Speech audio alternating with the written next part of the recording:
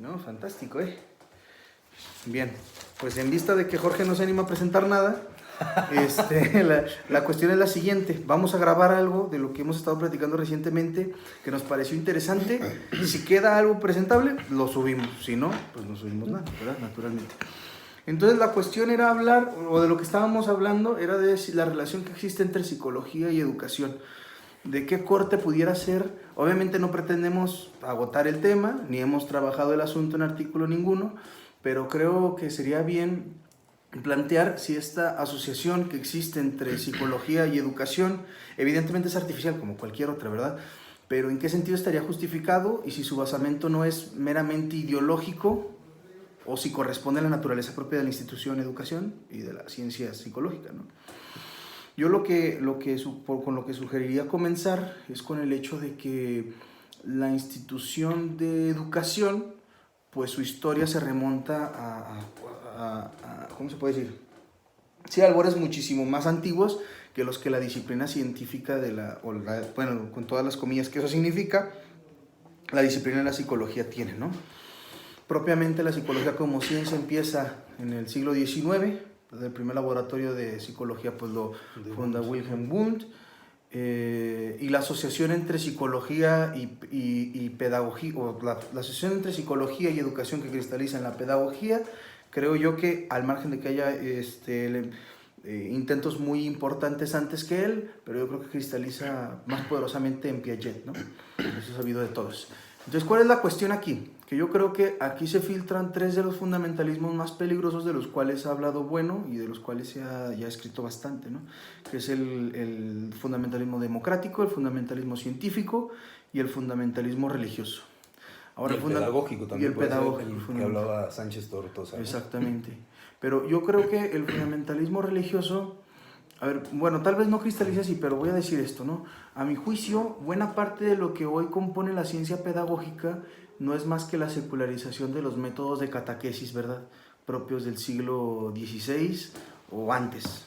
Por ejemplo, en algunas cuestiones, por ejemplo, los comentarios que se pueden hacer al respecto del credo, pues se hace una coordinación entre la fe, la esperanza y la caridad con lo que se debe de hacer, que es caridad, ¿verdad? Se debe de hacer caridad, se debe de ser cristiano, y eso está vinculado con la fe, se debe de ser cristiano, hacer, ser y saber, y se debe de saber en dónde está vinculada, en dónde está fundamentada nuestra esperanza, ¿no? El ser, hacer y saber, que son los tres pilares de cualquier discurso pedagógico de quinta que actualmente pues sobra, ¿no?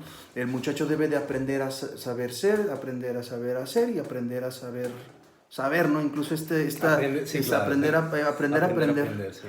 Que ya se ha dicho muchas veces que es más bien como querer sacar de los pelos a alguien que está cayendo de un precipicio, ¿no? Sí, es un sintagma tautológico, ¿no? Exactamente. Y yo creo que otra de las cuestiones que también sería bueno discutir, ahorita nada más estamos planteándolas, ¿verdad? Pues es esta distinción entre educación tradicional y educación innovadora o educación para el mundo del siglo XXI. Una de las cosas que más risa me dan es esto de que los que son buenos para la escuela pues no necesariamente son buenos para la vida, como si hubieran estudiado muertos, ¿verdad? Toda su vida. Cuestión que realmente, efectivamente no es así, ¿verdad? Ahora resulta, a juicio de quien habla, ¿verdad? Ahora resulta que los pedagogos han encontrado el hilo negro de algo que no encontraron ni Descartes, ni encontró Platón, ni encontró Sócrates en ningún momento, ¿verdad? Ahora resulta que todo el sistema tradicional que ahora se pone bajo ese mote de sistema tradicional, pues de nada sirve haber tenido debajo de ese... Bueno, porque todo lo tradicional es aquello que no es innovador, ¿verdad? Entonces, desde el punto de vista ideológico, técnicamente algún pedagogo sí puede hacer algunos matices. Incluso hay quienes han dicho, ¿verdad?, que la educación tradicional hace una hipóstasis entre la praxis y la teoría, ¿verdad? Estas cuestiones que ya son más sutiles, que vendría bien ya incluso hacerlo con textos a la mano, los cuales no tenemos, pero lo que sí debe de entenderse es que la institución de la educación pues es una institución propiamente política, ¿verdad? Es una institución que solamente tiene sentido en el campo de la polis, ¿verdad? los procesos de la paideia, de tener un discípulo, de tener una serie de fulanos que se dediquen a estudiar las técnicas propias del arado, de tener otros tipos que se dediquen a estudiar las cuestiones propias de la milicia, de la política, de cómo funcionan otras sociedades políticas. Es decir, este cuento de que este sí que lo tenemos muy a la mano, ¿no? Que es la educación para la libertad. ¿Y la libertad de qué, verdad? La libertad para qué o libertad de qué. Que es este filósofo este pedagogo Paulo Freire, que constantemente se le hace alusión, ¿no? Como si la educación fuera un proceso liberador. Bueno, ¿verdad? Muchas veces es un proceso esclavizante, ¿no? Sí, y que se esclaviza. Como lo muestra toda la historia aquello que dice Hegel, ¿no? De que el que come el fruto está condenado. Efectivamente, pues es el pecado original, sí. Realmente, sí. Y realmente, y a ver, aquí pareciera... Pero por la adquisición de la ciencia, quería decir. Sí, claro, sí. Pero la cuestión aquí es que si esa esclavitud, ¿verdad? O no digamos esclavitud, ¿verdad? Para utilizar un eufemismo, pero sí encuadre, ¿verdad? Porque eso es lo que hace la educación, ¿no? Encuadra a los individuos a un modelo político, si se quiere, a un modelo de raza. De hecho, a ver, es que la cuestión de la educación desborda a las sociedades occidentales, ¿no? Por ejemplo, los rezos del Talmud, la demostración que se tiene de ciertas cuestiones, ¿no? ¿Por qué se tiene que hacer de este modo y no de en la tradición judía? Pues por esto y por esto y por esto. Y un Ramiro le dará razones al otro, y en cuanto uno encuentra el texto, pues ya se acaba la discusión. Pero eso ¿qué demuestra? Es una especie de educación, ¿verdad? Un encuadre del pensamiento del infante que aparte nacen sin encuadre. Ahora parece que tenemos que dar... Como una tabula rasa, hay que imprimirle las formas, ¿no? Exactamente. Sí. Aunque también nosotros no somos ignorantes de las cuestiones innatas, ¿no? Por ejemplo, las capacidades cerebrales que pueda tener cada uno. Pero no es lo mismo enseñarle física cuántica a tales y a cuales, ¿verdad? A algunos les vendrá mejor, a otros les vendrá peor. No, bueno, si me ponen a mí a patear un balón, pues me va a venir peor de lo que le puede venir a alguien que ha estado trabajando eso, ¿no? Fíjate que ahorita me acabo de acordar que hay un artículo de Íñigo en el Basilisco que se llama Ni innato ni aprendido, ¿no? Que precisamente diserta sobre el estatuto nociológico de esta disciplina, ¿no? Y bueno, hablando más bien de etología, ¿no? Pero precisamente la etología pues está en juego en esta cuestión de que si las cosas son innatas, aprendidas, ahí ya cuando te metes en ese... Es un círculo, ¿verdad? Porque tendrías que irte ya por el lado bien del Menón de Platón, o bien ya te metes en... o la tábula rasa de los empiristas, etcétera. Te metes en cuestiones que evidentemente la gente que maneja estas instituciones no está no solo enterada, sino facultada para poder solventar con la suficiente fuerza dialéctica, eficacia. Sí. Y a ver, ya no me acuerdo de por qué salió esto. Porque estábamos hablando de innato aprendido. Que pareciera que los jóvenes en la actualidad pues nacen con condiciones distintas a las que nacieron los jóvenes del siglo XXI, ¿no? Además de abrir los ojos al primer día de nacido, no se me ocurre ninguna otra mutación, ¿verdad? Que valga la pena mencionar. Y de hecho no, al contrario, hay testimonios de que sí hay un retroceso al respecto de la forma en la que los muchachos actualmente aprenden con respecto a los anteriores. Por ejemplo, ahorita se me ocurre el caso de un tipo que se le ocurrió meterse con un manual de lógica, ¿verdad? Muy difícil, y que parece que el tipo no podía avanzar de la introducción, ¿verdad? Esto le pasó a un pastor protestante, no podía avanzar de la introducción, y de pronto le dice, oye, ¿de dónde sacaste semejante ejemplar? Y dice, hombre, era un texto de lógica de muchachos de 12 años del siglo XVII, ¿no? Una cosa así. Y, claro. y de hecho hay un montón de expresiones que andan ahí en la jerga, ¿no? Por ejemplo, esto de que los niños nacen con otro chip, que a lo mejor pues, suena que ni al caso, ¿verdad? Pues que con otro chip nada. Esas metáforas informáticas son muy peligrosas siempre. Sí, porque al final los muchachos nacen igual de chimpancés que nacieron hace 4 siglos, ¿no? Hace mil años. Los muchachos tenían que ser sometidos a los mismos procesos de educación, y obviamente lo que quiero decir con todo esto es que este modelo de pedagogía innovadora no responde a principios distintos que lo que en su momento hizo la educación tradicional, o lo que ellos mencionan educación tradicional. Claro, no puede. No, Además, exactamente, está no echando puede. mano de las anamnesis, Sí. sus prolepsis en función de las anamnesis, ¿no? Está, sí, echando mano de viejos procedimientos pedagógicos, muchas veces las pedagogías que salen nuevas, flamantes pedagogías todos los días, sí, lo que incurren es en un, como lo que dice Ramón Ribeiro, aquello de que dice los clásicos nos plagian desde la tumba, ¿no? O sea, Sí. es precisamente esto, no saben Ajá. que realmente lo que están haciendo es plagiar a los clásicos, ¿verdad? Sí. O Jarra cuando dice al respecto de San Agustín, ¿no? Que ya conocía a Platón a través de los textos de Juan, ¿no? Entonces... Hay una cosa que dice Julio Cortázar en una entrevista que le hace... se me fue el nombre ahora de este entrevistador español que entrevistó a García Vaca, Cortázar, Borges. No me acuerdo, bueno, en fin, le dice, Cortázar escribe un cuento sobre, que tenía que ver con la mitología griega, ¿no? Estaba involucradas cosas de la mitología griega y dice Cortázar, yo en ese momento no había leído nada de mitología griega, yo no tenía conocimiento de nada de esto. Dice, entonces es probable que a través de los arquetipos junguianos, ya estamos otra vez con esas explicaciones mágicas, ¿no? Que sí, serán todo lo bonitas que quieras, pero evidentemente no solventan el problema, ¿no? Sí, además es para, vamos a decirlo de otra forma, ¿no? Y para apuntalar más o menos hacia dónde van lo que se pueda discutir aquí o no, es que al final lo que buscan son mejores consumidores, ¿no? Consumidores que se acoplen Sí, a claro. un sistema distinto, ¿verdad? Que ya no, un modelo de mercado que ya no corresponde al de hace 20 años, pues está bien, ¿verdad? Fantástico, pero no es que quieran liberar a los nuevos párvulos, ¿verdad? De un sistema económico o de un sistema esclavizante o de un sistema dictatorial político que busca amoldar a las masas para que se les siga ciegamente, ¿verdad? Y se le pueda sojuzgar mejor. No, es que simplemente hay otro sistema, hay otro modo de hacer política, hay otro modo de hacer, hay otro modo de hacer sociedad, hay otro modo de hacer comercio, de hacer mercado, y las sociedades y los individuos se tienen que acoplar a ese tipo de procesos económicos y de consumo, ¿no? A menos de que otro sistema aparezca por ahí, yo creo que... Y mira, y un ejemplo muy claro de esto es esto de lo que se le llaman habilidades blandas, ¿no? Que es todo esto del razonamiento crítico. Ve tú a saber qué significa eso de pensamiento crítico, ¿verdad? Porque alguien pareciera que... También, bueno, no, sí, obviando lo que significa pensamiento, todo pensamiento es crítico, ¿verdad? Porque Bueno, todo, sí. porque el crinein es Sí. la facultad de juzgar, a menos que seas un loco, Sí. un esquizofrénico sin uso de sus pleno de sus Sí. facultades. O un anacefálico, ¿no? O- Ya, claro.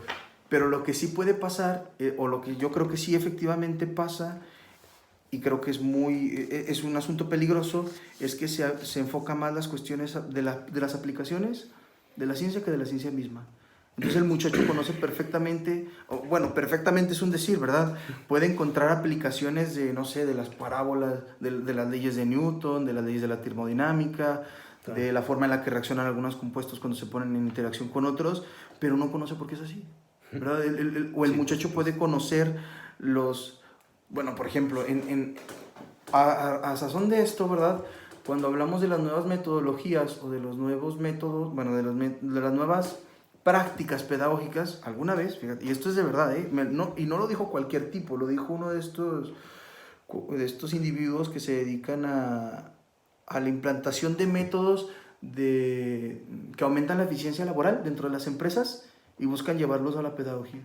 Entonces un cuate que se dedica a eso y anda en todos lados, ¿verdad? No voy a decir nombres porque también sería un poco peligroso. Meterse en problemas. El cuate dijo, un ejercicio fantástico para la enseñanza de la historia desde esta perspectiva es preguntarles a los muchachos qué hubiera pasado si Cristóbal Colón no hubiera conquistado América, Madre ¿verdad? mía, no, ya con esos Entonces, planteamientos perdidos, crónicos sí. ya Sí, no tienes, es como si en la clase de biología le dijeras, a ver, muchachos, vamos a imaginarnos qué pasaría si los hombres tuvieran periodos, ¿verdad?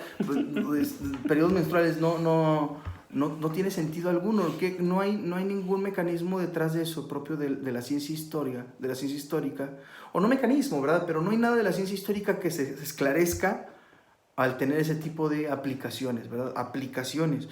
Y esto no es un asunto nuevo, ¿eh? Ya a Feijóo le tocó lidiar con este tipo de problemáticas, ¿verdad? Cuando se busca dejar de lado manuales que en ese momento eran clásicos, necesarios e indispensables, como la física de Aristóteles, ¿verdad?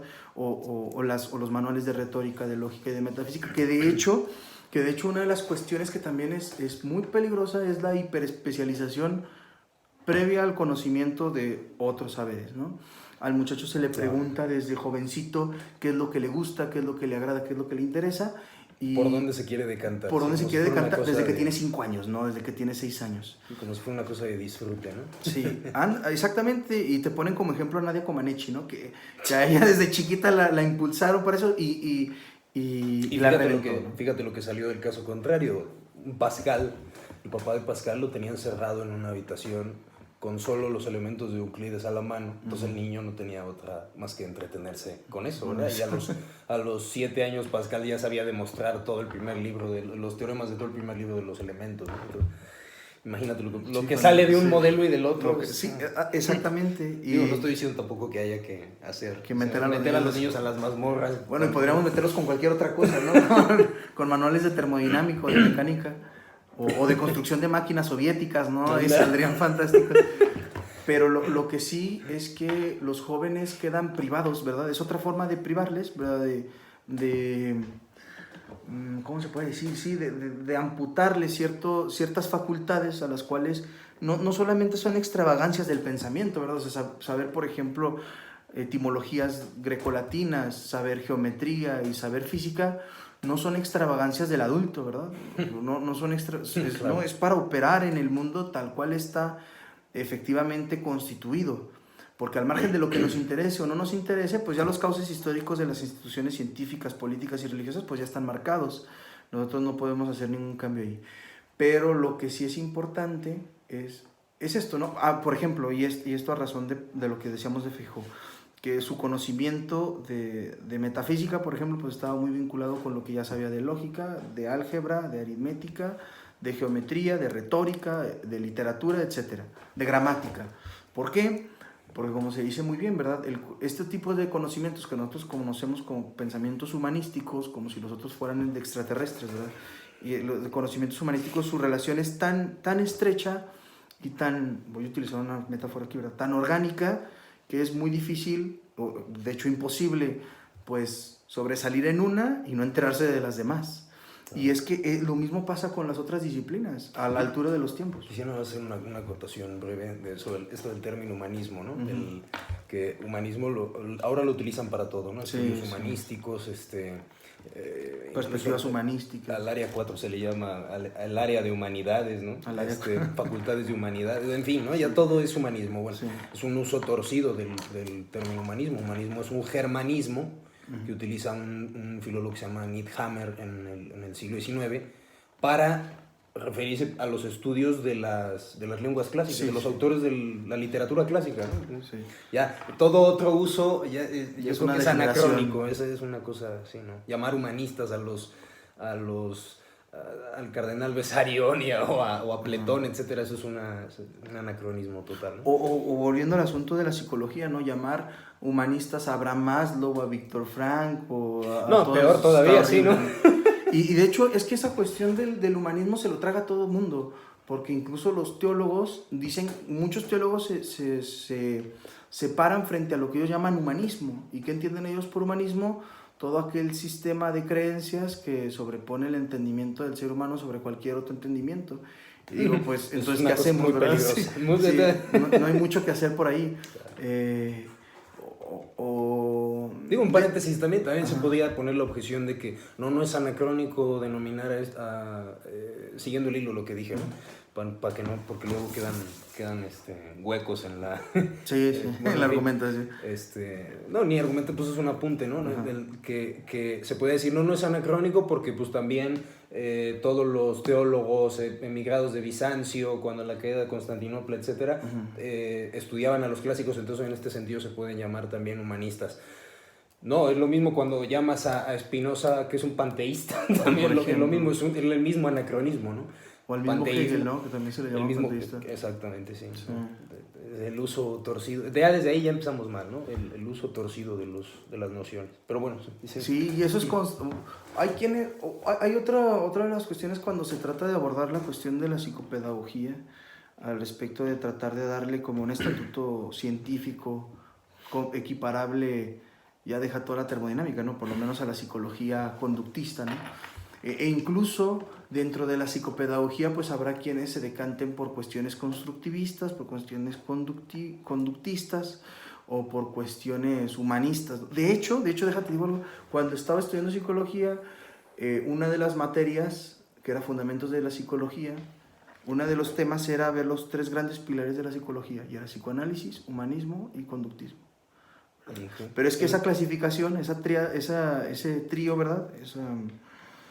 Esa tríada de escuelas, pues es tan lisológica como decir materialismo, idealismo, claro, y existencialismo, ¿verdad? No, sí. Hay sus matices incluso dentro de cada una de ellas. Y de hecho, alguien podrá decir u objetar, es que eso sirve para fines didácticos, pues peor tantito, ¿verdad? Porque al alumno lo dejas con una nebulosa ahí impresionante. Y es que eso no solamente se da ahí, sino en todo lo demás. Uno cuando está tratando de dar historia de México, por ejemplo, uno cuando está tratando de dar historia de México se tiene que ceñir a la ideología imperante en el que hizo el programa de historia. Si no, no cumples con nada. Claro. Por ejemplo, está de más decir, bueno, no está de más, ahí va, ¿verdad? Es que cuando uno explica historia de México, vale más la pena reparar en las relaciones que hubo del Imperio Romano, ¿verdad?, con las tribus bárbaras y la consolidación del cristianismo con Constantino y la Edad Media, que hablar de los tlaxcaltecas, los toltecas y los zapotecas, ¿verdad? ¿Por qué? Porque, y no estoy diciendo con esto que dejemos de lado lo que conocemos como historia del México prehispánico, ¿no? Pero es que si no se entiende lo otro, ¿verdad? Si no se entienden en paralelo ambos procesos, cuando se llega a la conquista se llega a lo que se conoce generalmente, pues yo creo que muy mal, bueno, no muy mal, pero sí ya está palabra más resobada como la leyenda negra, ¿no? Pues realmente cuando solamente estás tomando a la hora de hablar de historia de México, el periodo prehispánico, llegas al virreinato, pues se cuenta que llegaron marcianos, ¿verdad? Llegaron Y no está mal traída la imagen, porque el extranjero en el espacio antropológico se sitúa en el eje angular, ¿no? Sí. Sí, sí. Y llegan... Bueno, pero la cuestión es que al final quedan huecos dentro de la educación, lo cual nunca se puede salvar, ¿verdad? Siempre quedan huecos dentro de los procesos educativos de las personas. Pero lo que yo busco que se discuta es el basamento ideológico que está detrás, porque al final no es un basamento social, esto del compromiso social del profesor. El profesor no tiene ningún compromiso social, ni siquiera tiene necesidad de tener un compromiso social. Alguien dirá, bueno, no, sí, efectivamente se tiene un compromiso social. Ojo que lo que estoy entendiendo aquí por esto de compromiso social es una cuestión meramente nematológica, ¿verdad? Un grupo que tiene aspiraciones políticas, pues parece sentirse socialmente comprometido con la causa que sea. Por ejemplo, la causa de la ignorancia, ¿no? Sacar a todo el mundo de la ignorancia. Lo cual ya genera sus problemas. De hecho, decía Schopenhauer que podías llegar a la edad de Matusalén queriendo quitar todas las tonterías que tiene la gente en la cabeza y aún así... Sí, mira, ya se murió Matusalén. Te quedarías corto. Sí. Y el tiempo no alcanza para eso. O, por ejemplo, la liberación de los alumnos. Y es que lo que está detrás de lo que nosotros conocemos como modelos educativos para las escuelas del siglo XXI, pues son argumentos meramente ideológicos. No hay realmente un avance en alguna disciplina científica, no hay un avance en el entendimiento, ni siquiera en la coordinación de las neurociencias, ¿verdad? O de la etología, o de la biología, o de la neuropsicobiología, o como alguien me dijo, no hay neuroteología, y me llevó los menos de la cabeza, me arrancaba los pelos, porque ni siquiera es un entendimiento nuevo, es decir, no abre paradigmas, no abre al contrario, los termina por cerrar, porque la institución de la educación no se cierra solamente a las cuestiones científicas o a los avances científicos que se tienen que tener, al margen de que se tenga noción, ¿verdad?, de que, por ejemplo, por ahí debe de haber alguien abriendo nuevas excavaciones arqueológicas, de las cuales se tiene que tener noticia si uno O por ejemplo en los manuales actuales, ¿no? Que se quiere meter la 4T, la cuarta transformación, los manuales actuales de historia, lo cual, bueno, ¿verdad? O sea, tiene su interés, Eso de historiar el presente siempre Sí. te lleva a cosas Así, sí, de de así. esa laya, sí. Y este nuevo modelo del cual estamos comentando tiene más bien fines de corte ideológico más antes que científicos, ¿verdad? Obviamente dentro de los grupos científicos siempre está estas disputas de corte ideológico, por supuesto, tienen su metafísica, por supuesto, pero así como el día de ayer estamos en la clase del doctor Armando, ¿verdad? Y que se comentó que el basamento metafísico de los lingüistas pues podría ser el protoindoeuropeo. Yo creo que es yo creo que, a ver qué te parece esto, uno de los fundamentos metafísicos de los pedagogos pudiera ser el alumno. ¿Por qué? Porque ellos consideran, se trabaja con un alumno que realmente no existe, un alumno totalmente hipostasiado. Ya como el sujeto cartesiano, sí, ¿no? Ya, sí, claro. Es decir, y se ven cosas tan prácticas como decir, hay que mantenerlos ocupados e interesados, ¿verdad? Es que no importa si están interesados o no, ¿verdad? Necesita uno, el trabajo de la educación es traumático, ¿verdad? Es a punta de golpes, claro. Y no traumático en el sentido freudiano, sino traumático en el sentido de la traumatología, ¿verdad? Que son golpes, efectivamente, ¿verdad? Y sí, pues eso. Sí, es como poner al alumno en el yunque, ¿no? Sí. El alumno al yunque, ¿no? Sí. Moldear, claro, implica una violencia, por supuesto. Incluso la misma terminología pedagógica de antaño, porque ahora ya se evita utilizar este tipo de fórmulas porque ya todo el mundo se espanta de cualquier cosa. La misma terminología indica esto, ¿no? La disciplina es esto. La disciplina son los azotes, por ejemplo. Sí. Y para más señas de eso, ¿verdad? Y para la muestra de que es así, pues está por ahí el término de disciplina positiva. Y escuché unos españoles que decían, es que yo quisiera ni siquiera utilizar el término disciplina. Y le preguntas, ¿por qué? Pues porque tiene una carga psicológica impresionante. Y le dije, hombre, pues por las cargas psicológicas de cada generación nos desprendiéramos de instituciones históricas como es la disciplina. Hombre, que la disciplina está al margen de lo que tú sientas o dejes de sentir, ¿no? La disciplina es una institución metida en otras instituciones tales como la milicia, por ejemplo, ¿verdad? ¿Y qué milicia se entiende al margen de la disciplina? Pues ninguna, ¿verdad? Que está muy metida en las cuestiones del clero. ¿Qué clero del siglo XII se puede entender al margen de la disciplina? Ninguna tampoco, ¿verdad? ¿Qué profesor decimonónico se puede entender al margen de la disciplina? Pues ninguna. Y hablando de eso, uno puede hacer el experimento de cómo va la tendencia, ¿no? Si uno hace el experimento y busca en algo vulgarcísimo como es Wikipedia, por ejemplo, biografías de tipos del siglo XII o siglo XIII, o sea, Santo Tomás, o de algún monje medieval, te aparece ahí botánico, físico, matemático, poeta. Nicolás de Oresme, ¿no? Le pone teólogo, filósofo, matemático. Sí, y lo vas avanzando y de pronto ya es religioso, político y pensador, ¿no? Y actualmente influencer. Claro. Ya bajo la categoría de influencer pues, cabe todo Dios. El hombre orquesta. Sí, pero deja tú el hombre orquesta y con un miembro, ¿verdad? Con un miembro toca toda la orquesta. Eso es prácticamente el influencer, ¿no? Que maneja todas las... O la figura del emprendedor. Eso también es importante meterlo ahí a la palestra porque... Sí, las figuras, porque precisamente yo creo que sería necesario apuntar esto, ¿no? Toda sociedad tiene desde luego sus arquetipos, ¿no? Forja sus propios arquetipos siguiendo lo que dice Jäger en la Paideia, ¿no? Que efectivamente los griegos tenían el modelo del halos hágatos, ¿no?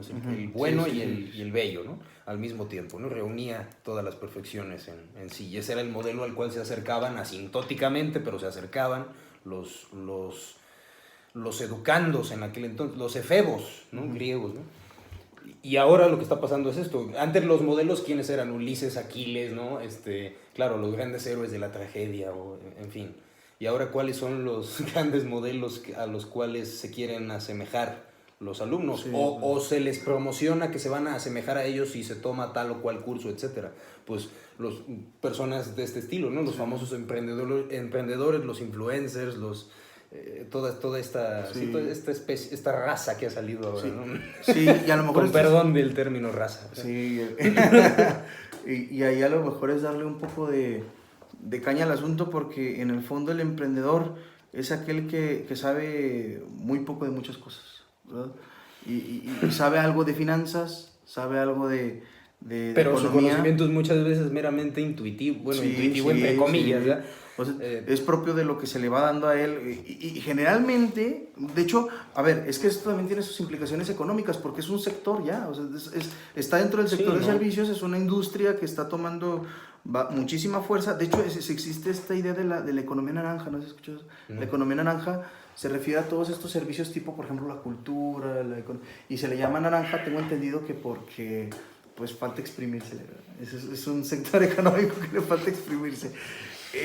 Pero es que existe, ¿verdad? A lo mejor nosotros podemos decir es totalmente innovador, es completamente nuevo, da cuenta, ¿verdad? Prepara mejor a los muchachos para los retos del siglo. Es que nadie te puede preparar para los retos del siglo que viene, ni de la década, ni del año que viene, ¿verdad? O sea, nadie te puede preparar para esos retos.